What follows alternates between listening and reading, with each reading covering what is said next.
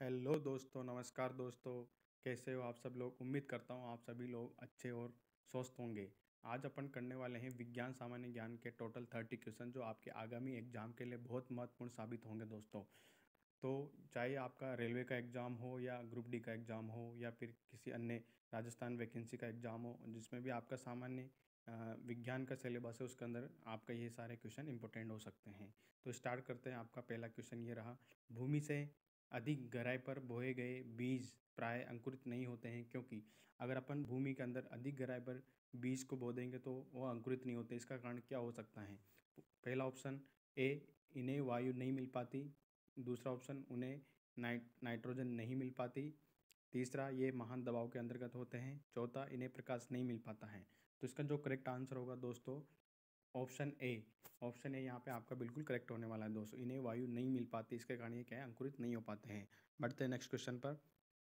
गर्म मौसम में पंखा चलाने पर आराम महसूस होता है, क्यों?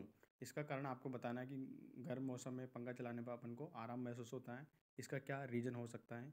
तो इसका जो सही आंसर होगा दोस्तों, डी, यानी कि हमारा पसीना तेज़ी से वाष्पीकृत होता है। तो ऑप्शन डी यहाँ पे बिल्कुल करेक्ट हो जाएगा। बढ़ते हैं नेक्स्ट क्वेश्चन पर। नेक्स्ट क्वेश्चन, डायनेमो विद्युत जनित्र, जिसको अपन विद्युत जनित्र भी कहा जाता है, यानी कि जनरेटर के कार्य करने का सिद्धांत क्या है? तो विद्युत जनित्र कौन से सिद्धांत पर कार्य करता है? पहला, ताप विद्युत प्रभाव। दूसरा, विद्युत चुम्बकीय प्रभाव। तीसरा, धारा का चुम्बकीय प्रभाव। चौथा, ऊर्जा संरक्षण। तो इसका जो करेक्ट आंसर होगा दोस्तों, ऑप्शन नंबर बी। तो बी आपका बिल्कुल यहाँ पे करेक्ट हो जाएगा, विद्युत चुम्बकीय प्रभाव पर काम करता है। बढ़ते हैं नेक्स्ट क्वेश्चन पर। औद्योगिक बहिष्करण द्वारा किए जाने वाले जल प्रदूषण को रोकने के लिए निम्नलिखित में से कौन से अपतरण उपयोगी पाया गया है? तो मतलब जो इंडस्ट्रीज के आपका जो प्रदूषण जल को रोकने के लिए कौन कौन सा विधि को उपयोग पाया गया है? तो पहला हो जाएगा आपका पार्थिनियम। दूसरा, हाथी घास, या उपरोक्त दोनों, इनमें से कोई नहीं। तो यहाँ पे आपका जो करेक्ट आंसर हो जाएगा ऑप्शन सी, बिल्कुल उपरोक्त दोनों, पार्थिनियम और हाथी घास जल को प्रदूषण को रोकने के लिए उपयोग में ली जाती हैं। तो बढ़ते हैं नेक्स्ट क्वेश्चन पर। अगला क्वेश्चन ये रहा। जब टीवी का स्विच ऑन किया जाता है तो जब हम टीवी का स्विच ऑन करते हैं तो क्या निम्न में से क्या होता है? पहला ऑप्शन, श्रव्य और दृश्य दोनों एक साथ शुरू होते हैं।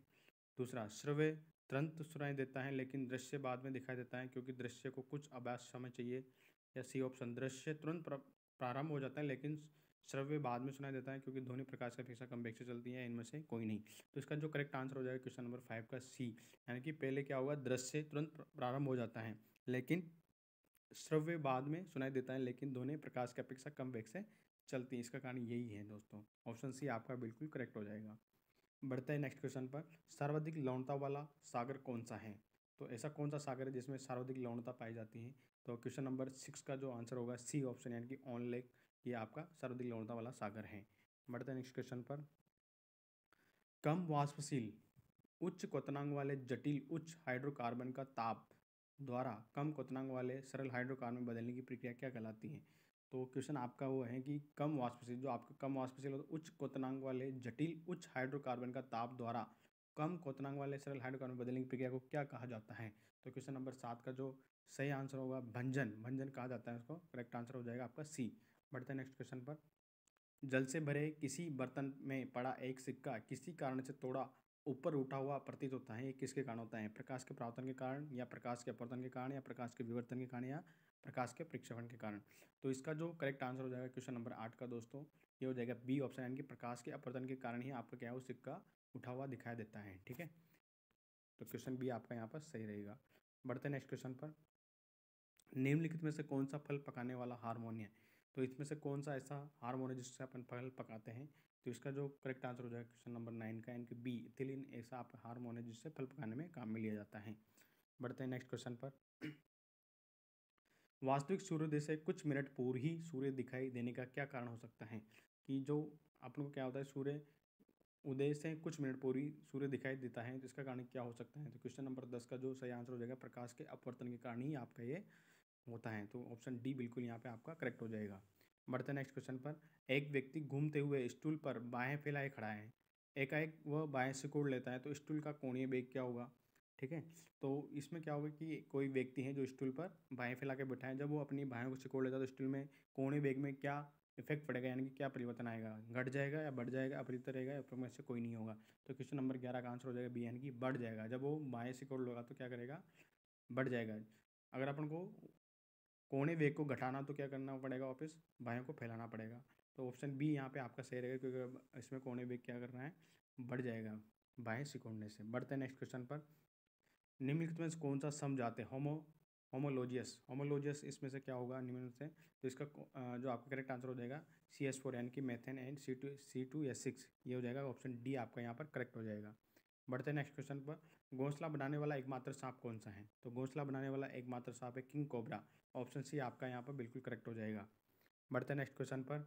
एडवर्ड जेनर ने किसकी खोज की थी, तो एडवर्ड जेनर ने आप किसकी खोज की थी, ऑप्शन डी आपका यहाँ पर बिल्कुल करेक्ट हो जाएगा। चेचक के टीके की खोज की थी एडवर्ड जेनर ने।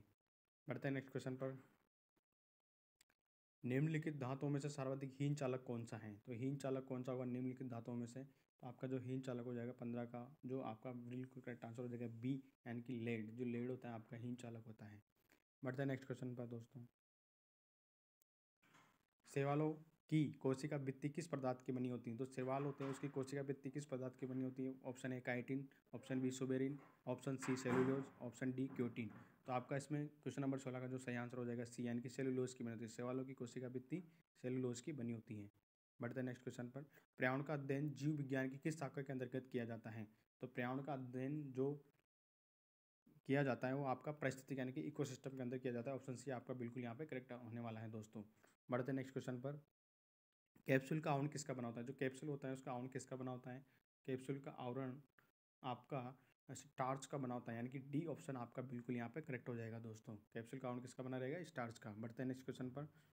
दिन के समय पृथ्वी समुद्र की जल की अपेक्षा बहुत जल्दी गर्म हो जाती है, क्योंकि, तो दिन के समय पृथ्वी समुद्र के जल की अपेक्षा बहुत जल्दी गर्म हो जाती है, इसका कारण क्या हो सकता है, तो 19 नंबर क्वेश्चन का आंसर जो रहेगा सी, जल की विशिष्ट ऊष्माधारिता काफ़ी अधिक होती है। जल की विशिष्ट ऊष्माधारिता क्या है, अधिक होने के कारण क्या होता है आपका जल की अपेक्षा बहुत जल्दी गर्म हो जाता है समुद्र। ठीक है। बढ़ते नेक्स्ट क्वेश्चन पर। कौन सा उत्तक पादपों में जल के परिवहन का कार्य करता है, जल का मतलब जाइलोम, जो जाइलम होता है आपका वो क्या करता है, जल का परिवहन करता है। तो ऑप्शन क्वेश्चन नंबर 20 का आंसर हो जाए डी। जो फ्लोएम होता है ना दोस्तों, ये आपका क्या करता है, भोजन का प्रेषण करता है इन पादपों के अंदर। ठीक है। तो बढ़ते हैं नेक्स्ट क्वेश्चन पर। अगला क्वेश्चन ये रहा,